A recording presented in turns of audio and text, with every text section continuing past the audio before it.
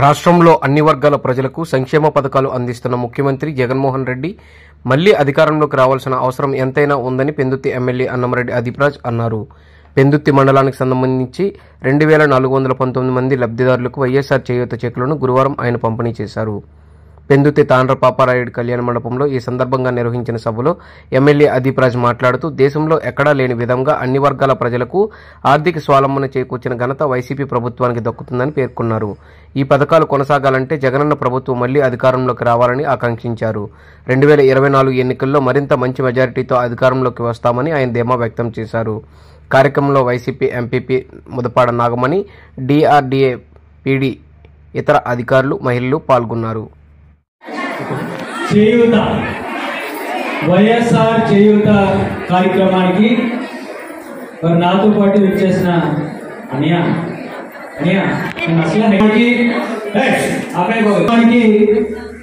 నాతో పాటు విచ్చేసినటువంటి సోదరిమణి పెందుర్తి మండల ఎంపీపీ అయినటువంటి నాగమణి గారికి, గౌరవ పీడీ గారికి, సోదరులు, నేను చాలా సార్లు చెప్తాను, ఈ రోజు ఎమ్మెల్యేగానే ఇక్కడ మాట్లాడగలుగుతున్నట్టు కారణమా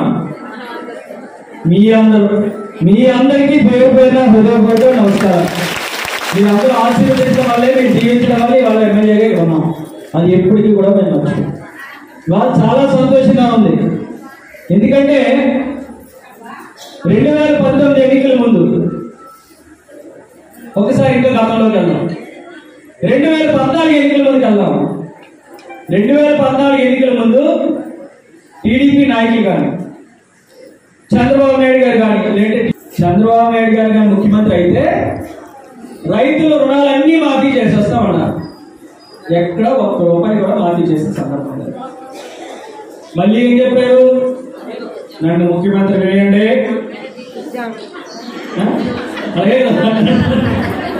నన్ను ముఖ్యమంత్రి చేయండి తమ్ముళ్ళు, మీ డ్వాక్రా రుణాలన్నీ మాఫీ చేసేస్తామన్నారు. చేశారా? ఇంటికొక ఉద్యోగం, ఊరికొక ఉద్యోగం కూడా కాదు, ఇంటికొక ఉద్యోగం అన్నారు. జాబ్ రావాలంటే